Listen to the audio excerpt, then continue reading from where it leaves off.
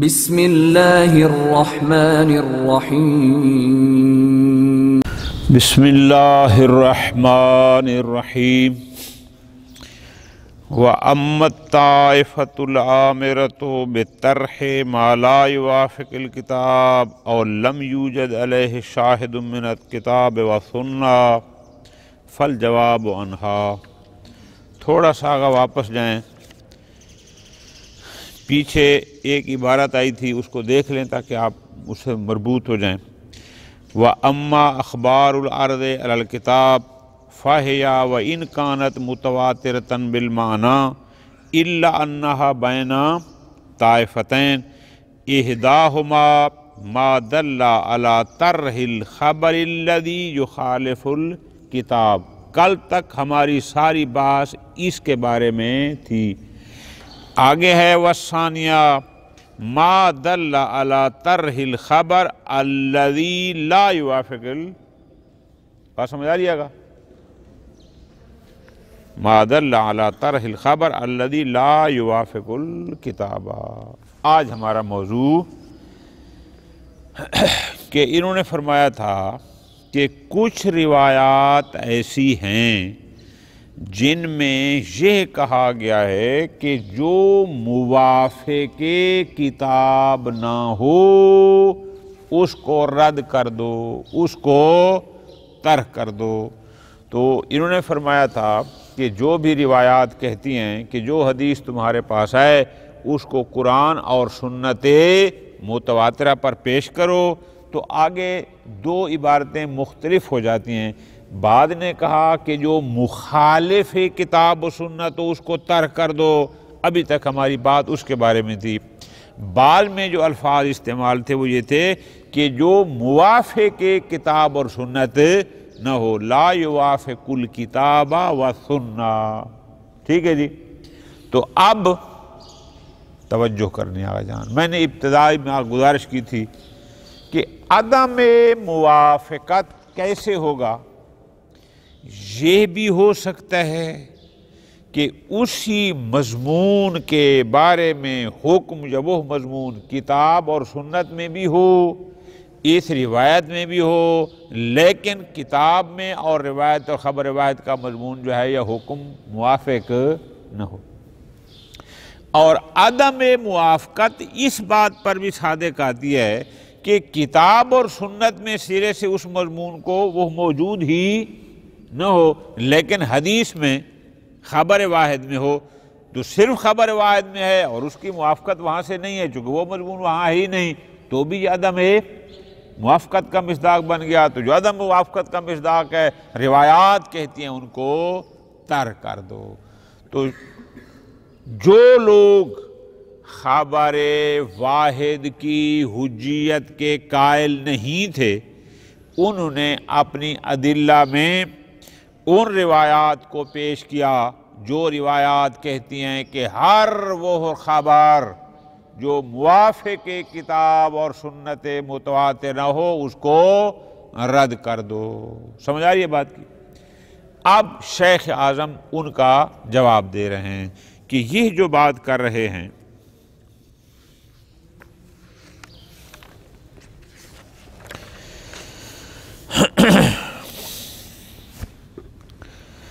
پہلا جواب، پوری توجہ، پہلا جواب یہ ہے کہ جناب ہمیں اس بات کا علم ہے، ہمیں قطع حاصل ہے کس بات کی؟ کہ ایسی روایات ائمہ علیہم السلام سے صادر ہوئی ہیں جن کے صدور کا ہمیں علم ہے، لیکن وہ موافق کتاب اور سنت متواترہ نہیں ہیں، اس کا ہمیں علم ہے۔ ٹھیک ہے جی؟ کیوں؟ ہم نے آپ کو روایات دکھائی ہیں کہ روایات میں جب خود معصوم فرماتے ہیں ما لا یوجد فی الکتاب، جو کتاب میں نہ ہو اس کو سنت سے متواتر سے ڈھونڈو، جو سنت میں نہ ہو پھر اس کو ہمارے فرمان سے لو، تو اس کا مطلب ہے کچھ مضمون ہیں نا جو کتاب اور سنت میں نہیں ہیں اور حدیث میں ہیں، تو جو ہیں ہی نہیں وہاں موافقت کیسا ہو؟ عدم موافقت صادق آئے گی؟ اس بات کا ہمیں علم ہے۔ دوسری بات یہ ہے کہ جو روایات یہ کہتی ہیں کہ جو موافق کتاب نہ ہوں ان کو رد کرو، ہم کہتے ہیں کہ یہ عدم موافقت والی روایات کا حکم بھی مخالفت والی روایات کا ہے۔ جیسے ہم نے مخالفت والی کو کہا تھا کہ یا ان کو حمل کریں گے اصول دین پر، کہ اصول دین کے بارے میں جو خبر مخالف کتاب و سنت ہو، یا ہم اس کو حمل کریں گے تعارض کی صورت میں، یا ان کو ہم نے حمل کرنا تھا کہ جو خبر غیر ثقہ سے ہو۔ تو دوسرا جواب ہمارا یہ ہے کہ ہم اس کو ان پر حمل کریں گے جو اخبار کہتی تھیں کہ جو مخالف کتاب ہو، تو جو حکم ہم نے اس کا لگایا، جو کہتی ہیں کہ جو عدم موافق کتاب ہو ان کا حکم بھی وہی وہ لگا۔ بالکل آسان۔ اچھا، اسی طرح فرماتے ہیں کچھ روایات کے الفاظ جو ہیں وہ یہ ہیں کہ ہر وہ خبر جو موافق کتاب اور سنت متواتر نہ ہو فہو باطل، کہیں پر تھا فہو زخرف۔ ان روایات کا کیا کریں؟ واضح اور صراحت کے ساتھ کہہ رہی ہیں کہ جو موافق کتاب نہ ہو وہ باطل ہے، وہ زخرف ہے۔ فرماتے ہیں توجہ آقا جان، بہت پیارا جواب دیا ہے، لطف آئے گا۔ ایک موافقت وہ ہوتی ہے جو ہمیں سمجھ میں آتی ہے، اور ایک وہ ہوتی ہے جو ہمیں سمجھ میں نہیں آتی، ائمہ کو آتی ہے۔ بات سمجھ آئی نا؟ ہم تو دیکھتے ہیں ظاہر کو، ائمہ دیکھتے ہیں باطن کتاب کو، واقع کتاب کو، حقیقت کتاب کو۔ توجہ فرمائی نا؟ موافقت اور عدم موافقت ایک ہے ہماری نظر میں۔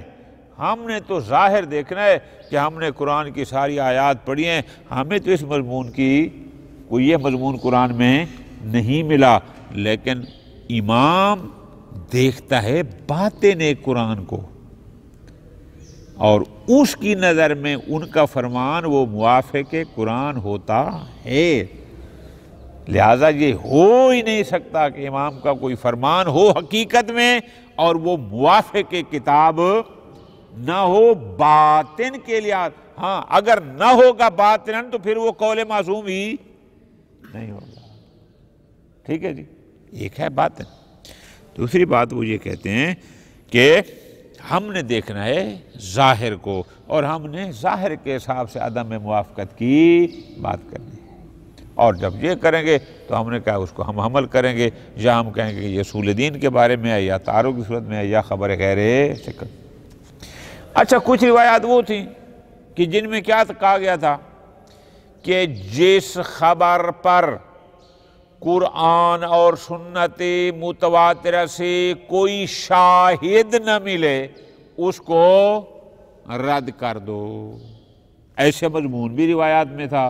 فرماتے ہم اس کو بھی حمل کریں گے اسی پر کہ تعارض کی صورت میں اگر ایک پر کوئی کتاب اور سنت سے شاہد ہے اور دوسری پر نہیں ہے تو تعارض کی صورت میں جس پر شاہد نہیں ہے اس کو رد کر دو۔ یا تعارض کی صورت میں ایک خبر ثقہ کیا ہے اور ایک غیر ثقہ کیا ہے، تو جس پر شاہد نہیں ہے اگر وہ غیر ثقہ کیا ہے تو مراد وہ ہیں، پھر ان کو ترک کر دو۔ ٹھیک ہے، بس اب اس کو یہاں ختم کرنا ہے۔ شیخ اعظم رحمۃ اللہ علیہ نے آیات کے بارے میں پیچھے واپس جانا ہے، کیا کہا تھا کہ یہ عمومات ہیں اور ان عمومات کی تخصیص ہو چکی ہے۔ وہ کیسے ہوئی ہے؟ وہ جب ہم مجوزین جو حجیت خبر واحد کے قائل ہیں جب ان کی ادلہ دیں گے تو ان میں وہ سارے مختصر بھی بیان ہو جائیں گے۔ پھر آ گئی سنت کہ جناب جو بہت ساری روایات پیش کی گئیں کہ جناب روایات بھری پڑی ہیں کہ جن میں بعد میں یہ کہا گیا کہ جو قطعی صدور نہیں ہے اس کو ٹھکرا دو، بعد نے کہا کہ جو مخالف کتاب ہے اس کو رد کر دو، بعد نے کہا جو موافق کتاب نہیں ہے اس کو رد کر دو، بعد نے کہا جس خبر پر کوئی شاہد قرآن اور سنت متواتر سے نہ ملے اس کو رد کر دو۔ شیخ اعظم نے ان سب کے جوابات بھی دے دیے کہ ان روایات کو یا حمل کریں گے کہ اصول دین کے بارے میں یہ روایات ہیں، کہ ہمارا موضوع بحث اصول دین نہیں ہے، ہمارا موضوع تو فرعی مسائل ہیں، کوئی نماز روزہ خم زکوٰۃ کے جو فرعی مسائل ہیں وہ ہمارا موضوع ہیں، یا ہم ان کو حمل کریں گے تعارض پر یا ہم ان کو حمل کریں گے خبر غیر ثقہ پر۔ ٹھیک ہے جی۔ بہرحال آخر میں شیخ اعظم فرماتے ہیں کہ اگرچہ مانعین نے جو روایات پیش کی ہیں اگرچہ بہت ساری ہیں، ہم ان کا انکار نہیں کرتے، لیکن آپ صرف ایک رخ تصویر کا نہ دیکھیں، آپ مثبتین کی ادلہ کو بھی دیکھیں۔ جب دونوں کو آپ دیکھیں گے ملا کر تو پھر پتہ چلے گا کہ ادلہ مثبتین ان کی نسبت قوی ہیں۔ ٹھیک ہو گیا۔ تیسرا دعویٰ جو مانعین تھے حجیت خبر واحد کے، تیسری دلیل ان کی تھی اجماع۔ یاد ہے نا، انہوں نے کہا کہ سید مرتضیٰ نے دعویٰ اجماع کیا ہے، شیخ طوسی نے دعویٰ اجماع کیا ہے عدم حجیت پر۔ ہم جواب دیتے ہیں بڑے آسانی سے۔ ہمارا پہلا جواب، یہ اجماع ہمارے لیے ثابت نہیں ہے۔ دوسرا جواب، اس اجماع کے مقابل میں حجیت خبر واحد فی الجملہ پر بھی دعوی اجماع موجود ہے، اذا تعارض تساقطا۔ اور تیسری بات، یہ اجماع جو نقل کیا ہے یہ خود نقل اجماع بھی تو خبر واحد ہے، تو جب یہ خبر واحد ہے تو آپ خبر واحد سے عدم حجیت خبر واحد کو کیسے ثابت کر رہے ہیں؟ آپ تو اس کے قائل ہی، وہ تو آپ کے نزدیک حجت ہی نہیں ہے، لہذا یہ دلیل بھی آپ کی قابل قبول نہیں۔ جناب چلو آپ اپنوں کو چھوڑو، وہ ادھر مختصر الاصول کے مصنف ابن حاجب نے بھی کہا ہے، اچھا شرح مختصر الاصول میں آزودی جو اہل سنت کے علماء ہیں دونوں، انہوں نے بھی کہا ہے کہ شیعہ کے نزدیک عدم حجیت خبر واحد پر اجماع ہے۔ ہم شیعہ کی بات نہیں کر رہے، اہل سنت کے بھی بڑے لوگوں نے یہ کہا ہے کہ شیعہ کے نزدیک خبر واحد حجت نہیں ہے اور ان کے نزدیک اجماع ہے۔ تو شیخ اعظم فرماتے ہیں انہوں نے بھی شاید سید مرتضیٰ کی کتاب پڑھی ہوگی، کیونکہ سید مرتضیٰ نے کہا کہ اجماع ہے عدم حجیت خبر واحد پر، اور شیخ سید مرتضیٰ نے تو یہاں تک بھی کہہ دیا کہ خبر واحد کی حجیت اور قیاس میں کوئی فرق نہیں ہے، جیسے ہم قیاس کو نہیں مانتے ان کو بھی نہیں مانتے۔ شاید انہوں نے ان کی کتابیں دیکھی ہوں گی، باقیوں کی دیکھی نہیں ہوگی۔ تو خلاصۃ الکلام یہ ہوا آغا جان، یہاں بحث مکمل، کل نئی بحث ہوگی، وہ یہ ہو گئی کہ جو ابتدا سے تھوڑا اس کا خلاصہ کر لیں تاکہ آپ کو ساری جائے۔ میں نے پہلے دن بہت زور دے کے یہ جملہ دہرایا تھا کہ اگر آپ سے سوال ہو کہ یہ جو بحث ہے کہ خبر واحد حجت ہے یا نہیں، اس سے مراد کیا ہے، بار بار میں نے کہا تھا اس کا مطلب ہے کہ اصل بحث ہے آیا خبر واحد سے سنت ثابت ہوتی ہے یا، چونکہ سنت کا دلیل ہونا مسلم ہے، خبر واحد کی حجیت عدم حجیت کا مطلب ہے آیا یہ سنت کو ثابت کرتی ہے یا نہیں کرتی۔ دو گروہ تھے، کچھ لوگ کہتے ہیں خبر واحد حجت ہے، کچھ کہتے ہیں نہیں تھے۔ جو خبر واحد کی حجیت کے قائل نہیں تھے انہوں نے اپنے اس دعویٰ پر آیات کو پیش کیا جن کا جواب انشاءاللہ بھی ہم نے پڑھنا ہے۔ انہوں نے کہا وہ عمومات ہیں، ان کی تخصیص ہو چکی ہے۔ پھر انہوں نے روایات پیش کی، ایک ایک روایت کا شیخ عالم نے جواب دیا۔ تیسری دلیل ان کی اجماع تھی جس کا ذکر ہم نے آج کیا۔ کل کے درس سے انشاءاللہ ہم ان کی ادلہ شروع کریں گے جو لوگ خبر واحد کی حجیت کے قائل ہیں۔ انہوں نے اپنے مدعا پر 4 دلیلیں دی ہیں، آیات بھی، سنت بھی، اجماع بھی اور عقل بھی آخر سال تک پتہ نہیں وہ ہم مکمل کر پائیں گے یا نہیں، بہرحال وہ انشاءاللہ کل ہمارا موضوع شروع ہوگا۔ وَأَمَّا الطَّائِفَةُ الْعَامِرَةُ، وہ روایات کا وہ حصہ، وہ روایات جو کیا کہتی ہیں، بِطَرْحِ مَا لَا يُوَافِقُ الْكِتَابَ، جو کہتی ہیں کہ جو موافق کتاب نہ ہو اس کو رد کر دو، اور لم یوجد، یا جو روایات کہتی ہیں کہ جس خبر پر شاہد من الکتاب و سنہ موجود نہ ہو اس کو ترک کر دو، تو فرماتے ہیں والجواب عنہا، ان کا جواب ہم یوں دیتے ہیں۔ نمبر 1، پہلے تو ہم یہ کہتے ہیں بعد ما عرفت من القطع، توجہ کے ساتھ آگا، پہلی بات تو یہ ہے کہ ہمیں اس بات کا یقین ہے، یقین ہے، قطع ہے، کس بات کا؟ بصدور الاخبار الغیر الموافقہ لما یوجد فی الکتاب منہم علیہم السلام، ہمیں یقین ہے، ہمیں قطع ہے کہ ایسی روایات معصومین علیہم السلام سے صادر ہوئی ہیں جو موافق کتاب نہیں ہیں، البتہ ہماری نظر میں۔ خوب،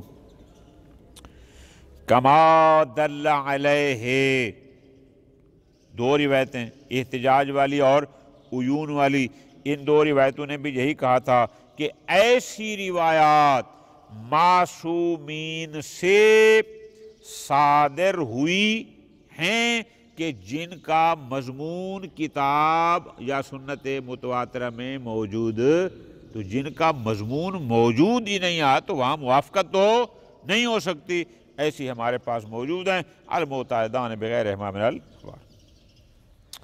خوب، دوسری بات یہ ہے کہ انہا، یعنی وہ روایات، او طائفۃ العامرہ، جو کہتی ہیں کہ جو موافق کتاب نہ اس کو ترک کر دو، رد کر دو، ٹھکرا دو، انہا محمولۃ علی ما تقدم فی الطائفۃ العامرہ بطرح الاخبار المخالفہ للکتاب والسنہ، کہ وہ روایات جو کہتی تھیں کہ جو مخالف کتاب و سنت تو اس کو ترک کر دو، تو ہم نے اس کو حمل کیا تھا تین چیزوں پر، کہ جہاں پر مراد یا اصول دین کے بارے میں روایات ہیں، یا اس سے مراد تعارض کی صورت ہے، یا ان سے مراد اخبار غیر سے کہیں، تو جو ان پر جن کو حمل کیا تھا انہا محمولات، ان عدم موافقت علی روایات کو بھی اسی پر حمل کریں گے، کہ جو روایات کہتی ہیں جو موافق کتاب نہ ہو ہم اس کو حمل کریں، یعنی اصول دین میں جو موافق کتاب نہ ہو، یا حمل کریں گے تعارض میں، کہ تعارض کی صورت میں جو موافق کتاب، کہ ایک روایت ہے جس کا مضمون کتاب میں ہے، ایک کا نہیں ہے، جس کا نہیں ہے اس کو ترک کرو، یا ہم اس کو حمل کریں گے خبر غیر ثقہ پر۔ خوب، آگے فرماتے ہیں تیسری بات، وَأَنَّمَا دَلَّ مِنْهَا، لیکن کچھ روایات ایسی ہیں کہ جو سخت حکم کر رہی ہیں، سخت کیسے؟ یعنی وہ کہتی ہیں عَلَى بُطْلَانِ مَا لَمْ يُوَافِقْ، جو کہتی ہیں کہ جو موافق کتاب و سنت نہیں ہے وہ باطل ہے، وَكَوْنِهِ زُخْرُفًا، روایات کہتی ہیں جو موافق کتاب نہیں ہے وہ زخرف ہے، ان کا کیا کریں گے؟ بات سمجھے نا جی، یہ تو واضح الفاظ میں کر رہے ہیں، فرماتے ہیں محمول علی الاخبار الواردہ فی اصول الدین، ہم ان کو بھی حمل کریں گے ان روایات میں کہ اصول دین کے باب میں جو موافق کتاب اور سنت نہ ہو اس کو رد کر دو، یا اس پر حمل کریں گے ما احتمال کون ذالک من اخبارہم الموافقہ کتاب و سنہ، اور ایک احتمال یہ بھی ہے کہ کتاب و سنت کے موافق ہونے سے مراد کیا ہے؟ جو موافق ہوں علی الباطن، یعنی باطن او حقیقت واقعیت قرآن و سنت کے، کہ الذی یعلمونہ منہما، کہ ائمہ کتاب اور سنت کے باطن کو جانتے تھے، ہم نہیں جانتے تھے۔ وَلِهَذَا كَانُوا يَسْتَشْهَدُونَ كَثِيرًا بِآيَاتٍ لَا نَفْهَمُ، بہت ساری آیات ایسی تھیں کہ ہم ان کو نہیں سمجھتے۔ اور بڑا مشہور مسئلہ ہے، غالباً امام حسن السلام سے پوچھا گیا تھا، کسی خلیفہ وقت نے، اس زمانے خلیفہ نے پوچھا، نام لینا مناسب نہیں، اس نے کہا جائے کہ آپ کی اور میری داڑھی میں کیا فرق ہے؟ تو امام نے قرآن کی آیت پڑھی جس میں کہا کچھ زمینیں ایسی ہوتی ہیں کہ جو اچھی انگوری پیدا کرتی ہیں، کچھ ہوتی ہیں کہ جن میں کہیں کہیں انگوری ہوتی ہے اور باقی ویران ہوتی ہے۔ اب یہ معصوم اس کے باطن کو سمجھ لیتے ہیں، ہمارا تو اس طرف دھیان ہی نہ جاتا، تو یہاں ہم ان کو عمل کریں گے، ان سے مراد یہ خوب کہ ائمہ جو فرماتے ہیں کتاب و سنت کے موافقت، یعنی موافقت باطن قرآن کے، حقیقت اور واقعیت کتاب کے، کہ جس کو وہی سمجھتے ہیں۔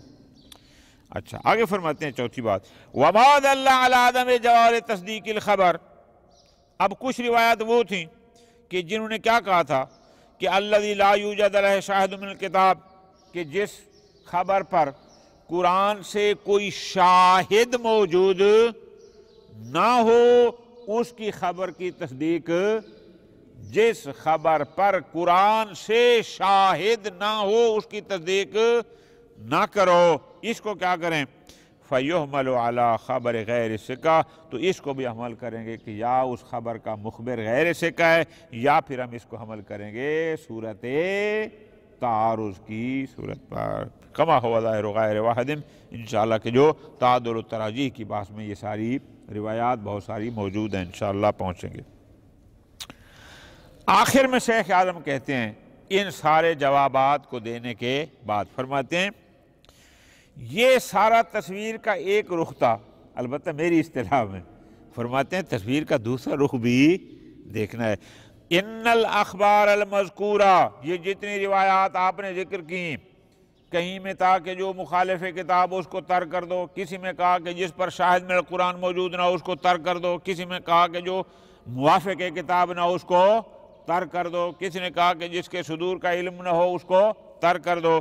علی فرض تسلیم دلالتہا، توجہ میری جان، ترجمہ آپ یوں کریں گے، اول تو ہم یہ قبول ہی نہیں کرتے کہ یہ روایات عدم حجیت خبر واحد پر دلالت کرتی ہیں، اولا، ثانیاً بالفرض ایک لمحے کے لیے قبول کر بھی لیں کہ ان روایات سے ان کی دلالت کس پر ہے؟ من پر ہے، یعنی مراد کیا کہ ان روایات کی دلالت عدم حجیت خبر واحد پر ہے، مان بھی لیں تھوڑی دیر کے لیے۔ وَإِن كَانَتْ كَثِيرًا، اگرچہ ایک دو بھی نہیں ہیں بھی بہت ساری، إِلَّا أَنَّهَا، لیکن یہ اخبار لا تقاوم الادلۃ الآتیہ، جو ادلہ انشاءاللہ ہم کل سے شروع کریں گے یہ ان کا مقابلہ نہیں کر سکتی۔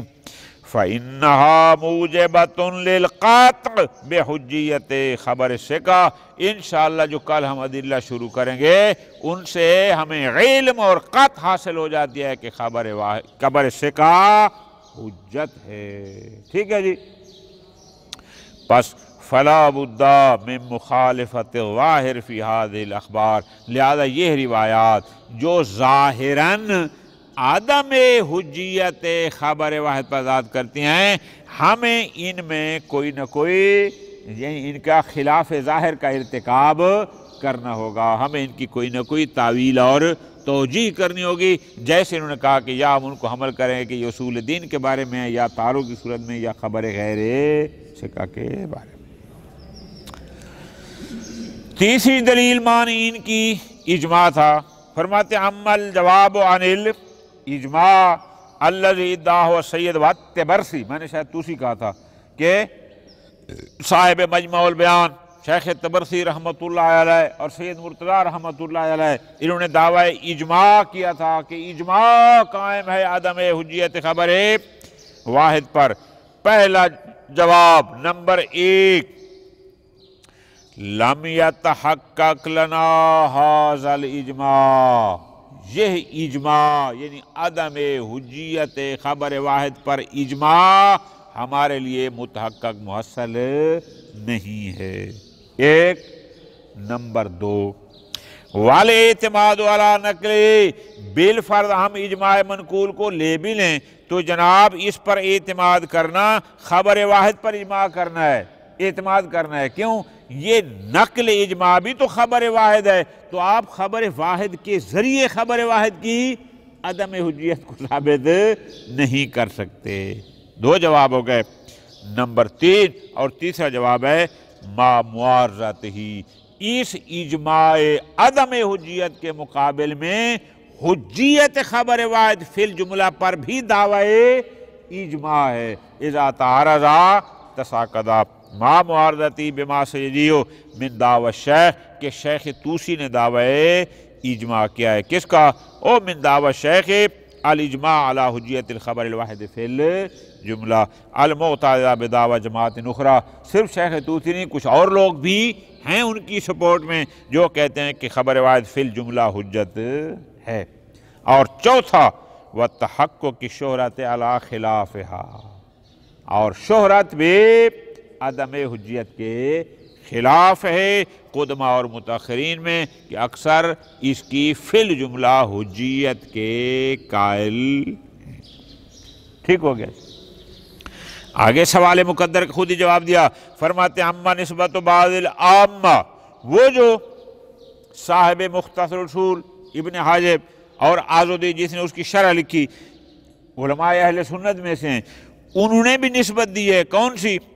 عدم الحجیت الی الرافضہ، وہ کہتے ہیں اہل سنت کے دو بڑے نام ہیں ابن حاجب اور آزودی، وہ بھی کہتے ہیں کہ شیعہ کے نزدیک خبر واحد حجت نہیں ہے۔ اس کا کیا کریں گے؟ شیخ عالم فرماتے ہیں فَمُسْتَنَدَةٌ إِلَى مَا رَأَوْا مِنَ السَّیّد، شاید انہوں نے سید مرتضیٰ رحمۃ اللہ علیہ کی کتب کو دیکھا ہوگا، اور سید مرتضیٰ نے چونکہ دعوی اجماع کیا تھا، اس بنیاد پر انہوں نے عدم حجیت کی نسبت سارے شیعہ کی طرف دے دی۔ من دعوی الاجماع، کہ سید نے دعوی اجماع کیا تھا، بل ضرورت المذہب، بلکہ انہوں نے تو یہاں کہا تھا کہ علماء تشیع کے ضروریات میں سے ہے۔ گویا علماء تشیع سارے اس بات پر متفق ہیں کیا؟ کہ علی کون خبر الواحد کل قیاس، کہ خبر واحد مثل قیاس کے ہے اند شیعہ، اس بنیاد پر انہوں نے شیعہ کی نسبت دی ہوگا، حالانکہ ایسا نہیں ہے۔ وصلی اللہ علی محمد و آل محمد۔